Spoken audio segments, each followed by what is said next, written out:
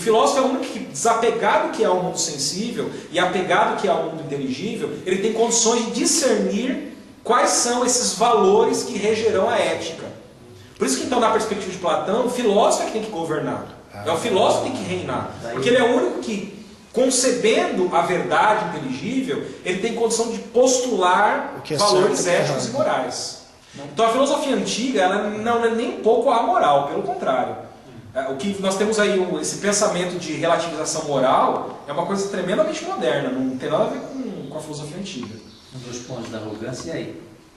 Sou eu. É assim, eu posso. Então, de acordo, só para vocês entenderem, o Plotino vai ter isso também. O músico ele é um cara que também tem esperança para ele. O açougueiro não tem. O açougueiro está lá cortando carne e tal. Então ele está tão apegado à carne, ao sensível, que ele não tem que pensar. Apegado à carne é grave. O músico tem alguma esperança para ele, porque ele toca as notas e ele se deleita nas notas. Só que ele precisa saber que para além das notas existe uma realidade que torna as notas belas. Se ele conseguir perceber isso, ou seja, por um privilégio de ofício, o ofício dele lhe permite em algum momento considerar que para além das harmonias musicais, pode haver uma grande harmonia. Então ele é um privilegiado nesse sentido. Agora o filósofo é o privilegiado por excelência, porque ele é totalmente desapegado das coisas materiais. Ele está preocupado na contemplação, no ócio produtivo, no ócio criativo. Aí, ele está preocupado em se retirar para que através da contemplação ele possa conceber o que é verdadeiro. E na busca do êxtase. A felicidade está no êxtase. Tá claro? Só voltar aqui para a metafísica de Plotino, tudo bem? Em que sentido então a inteligência é múltipla nesses dois aspectos? O aspecto em que para ser inteligência tem que ter no mínimo o ser que intelige e a coisa que é inteligida. E nesse sentido a inteligência ela mesma é as duas coisas. Ela é o ser que intelige e o próprio pensamento. O que é então essa inteligência? O ser e o pensamento. O ser que pensa. Ele é o ser que pensa e o pensamento que é pensado por esse ser ao mesmo tempo. É só então que ela consegue ser essa realidade aqui. Tudo bem? Tudo bem. Ela é imóvel porque está apegada... Eu sei que é complicado de entender. Ela é imóvel porque está apegada ao bem que é imóvel. Mas em que sentido Plotino fala então que essa realidade não pode ser a realidade última? Porque ela é múltipla. E aqui é o grande salto que Plotino vai dar em relação à doutrina platônica. Porque para ele, aquilo que é a realidade, que é aquilo que liga, o princípio que liga toda a realidade, precisa ser uno. Precisa ser não dividido, único. E nesse sentido, então, esse bem... O bem não é. O bem é isso. O bem é o bem é o uno. O bem é o uno. O bem é o uno. Indivisível, infinito, imóvel, inefável. Ele tem caráter divino. Ele é divino. É divino. Ele não é o Deus, ele é divino. As traduções que estão aqui, vamos colocar Deus com letra maiúscula, Deus. Não é uma boa tradução. Se a gente pudesse seguir mais ao pé da letra o conceito do Theos no pensamento antigo, traduz por divino. Fica melhor. Porque senão a gente já vem logo com aquela roupagem. Vem com a roupagem dos cristãos. Melhor no divino. Impessoal, não chegou nesse ponto. Esse é o ponto. Uno impessoal. Agora, aqui tem um Ele é infinito, indivisível, impessoal. Agora, ponto é o seguinte. Por que se define o uno em função daquilo que ele não é? Ele é impessoal, ele é infinito. Porque não dá para definir o que é infinito. Tudo que é são apenas sombras. Não é isso. Porque isso aqui é e não é sombra. A inteligência é, mas não é sombra. É porque não dá para definir o indefinível. Você define pelo que ele não é. Se não tem limite, se a nossa inteligência não pode contemplar todo o bem, e é por isso que ela não é bem, ela é inteligência, eu não tenho como alcançar todo o bem para explicá-lo. A ausência de linguagem, termos que... Não só da linguagem, mas do conhecimento. A linguagem procede disso. Sim. A linguagem é criada... Mas não é só a ausência de linguagem. A inteligência não consegue contemplar todo o bem. Então, ainda que ela tivesse a linguagem, ela não poderia conhecê-lo. Na verdade, é uma composição das duas coisas. Vocês estão todos com toda razão. Sabe por que se define através do que ele não é? Porque definir, como a própria origem da palavra diz, é colocar um limite em. Quando você define, você impõe um limite sobre a coisa que é definida. Então é por isso que ele não pode ser definido. Porque se você falar o seguinte, se você fazer qualquer definição para ele, você estabelece um limite. E quando você estabelece um limite, ele deixa de ser o uno. Ele não é mais. Então, nesse aspecto, sim, a linguagem tem um quê com a linguagem? O que a linguagem faz? A linguagem estabelece limites sobre as coisas. Isso é uma cadeira, então eu defini. Na hora que eu defini, eu estabeleci limites sobre isso. Então ele não pode ser definido, porque definir é estabelecer limites. E quando eu defino, eu tiro aquilo que é próprio do uno. Por isso que então Plotino vai definir o uno com tudo aquilo que é negação de definição. Porque em outras palavras é negar a imposição de limites ao uno. Sabe quem falou isso aí? Fala. O cristianismo? Um cara chamado Meister Eckhart. Mestre Eckhart. Meister Eckhart.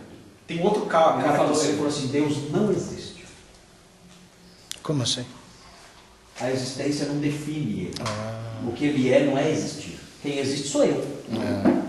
O que ele é... Ele é mais do que existir. Ele é mais do que existente. Deus não é bom. O que ele é ultrapassa a ideia de bondade. Não dá para dizer o que ele é em termos de bondade. Então ele não é nada. E ele é o tudo. E ele não é. Se você define, Ele não é. se você limita, né? Se você define, você limita. É por isso que alguns, a maior parte dos teólogos medievais vão trabalhar com uma teologia negativa de Deus, uma teologia negativa e não uma teologia positiva. Fala-se de Deus a partir do que ele não é. Não dá para falar a partir do que ele é. Ou então, de duas maneiras. Isso influencia a gente direto. Ou através da negação, ou através daquilo que Hume depois vai identificar corretamente, que é a hiperbolização de coisas que aqui estão. Então eu coloco ao máximo grau coisas que aqui estão. Ele é onipotente. Pode perceber que a astrologia faz isso. O que é a noção de onipotência?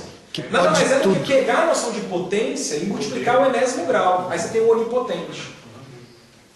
Agora, a Bíblia fala do onipotente, fala do todo-poderoso. Mas a maneira como a gente concebe a ideia de onipotência está muito presa. É com base no nosso poder. A maneira como a filosofia no que a ocidental gente estabelece a questão da projeção em máximo grau de uma realidade que existe. Isso é Tomás de Aquino também. Aí Tomás de Aquino falar por analogia. Por analogia.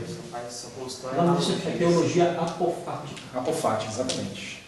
Teologia apofática. Definição por negação. Esse é o cara. Tudo bem aqui, gente?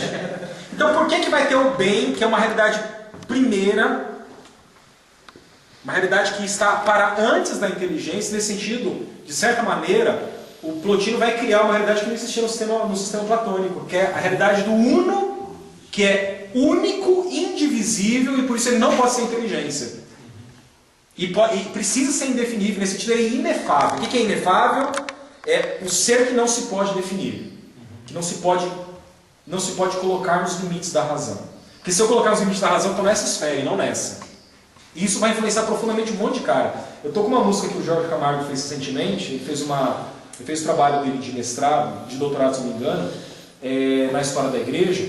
Depois ele fez um disco com vários personagens da história da igreja e fez uma música relacionada a ele. E tem uma música do Anselmo que ele coloca justamente isso, né? É o bem absoluto, é o ser inefável, indefinível. E de certa maneira a teologia medieval vai estar muito presa a isso. Não dá para definir Deus. Nesse sentido, eu percebo que existe uma crítica que é feita contra a teologia protestante, porque a teologia protestante ela tenta definir o inefável. Ela tenta estabelecer afirmações sobre aquilo que não pode ser definido, com a razão. E nesse aspecto, então, ela tenta condensar sobre os limites da razão aquilo que está para além da razão. Agora, demais às vezes, né? Mas agora, aonde está situada essa crítica? Essa crítica está situada num sistema que rege a nossa mente, rege o nosso pensamento, faz sentido essa crítica, mas que tem a ver com isso, né? Existe uma realidade suprema. Que no fundo Deus é incompreensível. Que no fundo Deus é incompreensível. Nesse ponto, Agostinho está de parabéns. Tudo bem até aqui?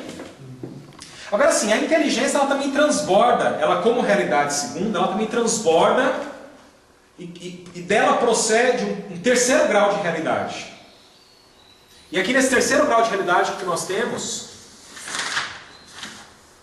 é a alma. Nós também não estamos nada de sombra aí, é tudo realidade mesmo. Isso aqui é tudo realidade. Você não está aqui ainda.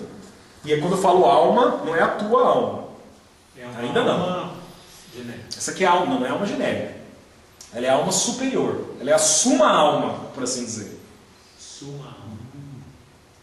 Ela não é a sua alma. Da onde? Por isso que assim, filosofia antiga é complicada, porque você tem que colocar na tua cabeça algumas categorias que naturalmente não estão lá. Tudo bem? Então, enquanto a inteligência ela é um princípio, vou colocar assim, a inteligência ela é um princípio princípio racional. Tudo bem? A alma, ela é um princípio de vida e de movimento.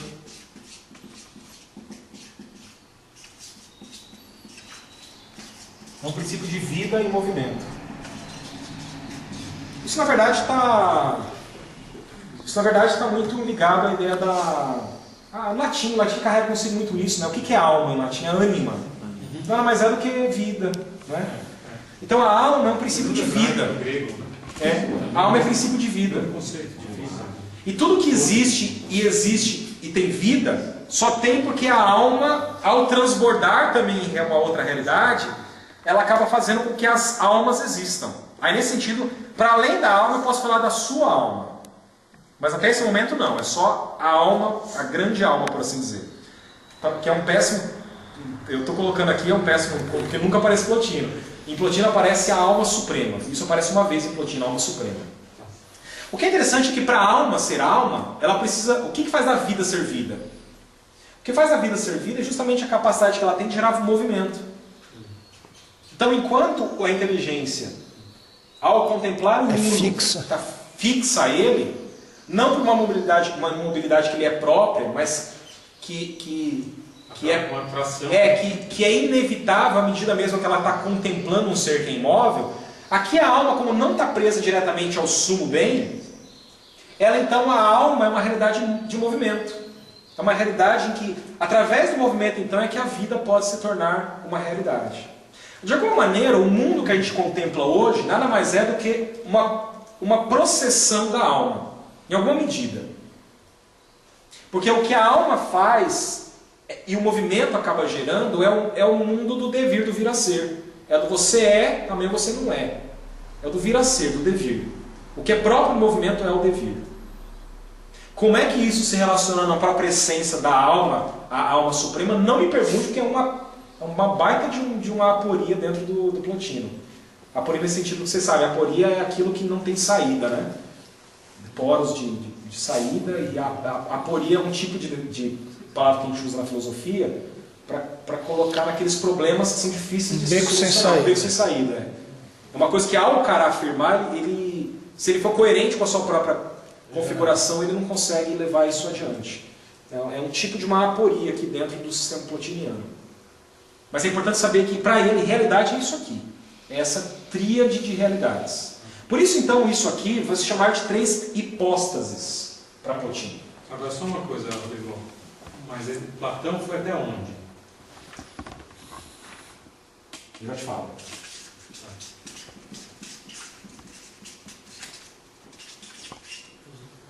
Platão foi até aqui.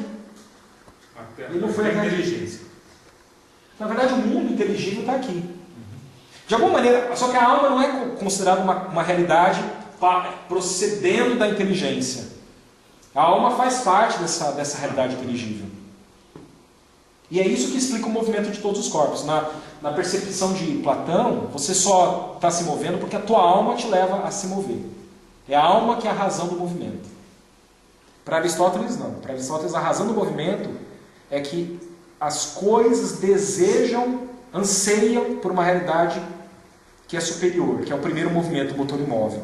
E ao desejar o motor imóvel, ardentemente é que elas se movem, elas como que se movem em direção a ele. É assim que o movimento é explicado para Aristóteles. Nesse sentido, as esferas celestes, elas anseiam o motor imóvel. E ao ansiar o motor imóvel, ela se move. Ao se mover, a esfera celeste, a esfera exterior, ela ao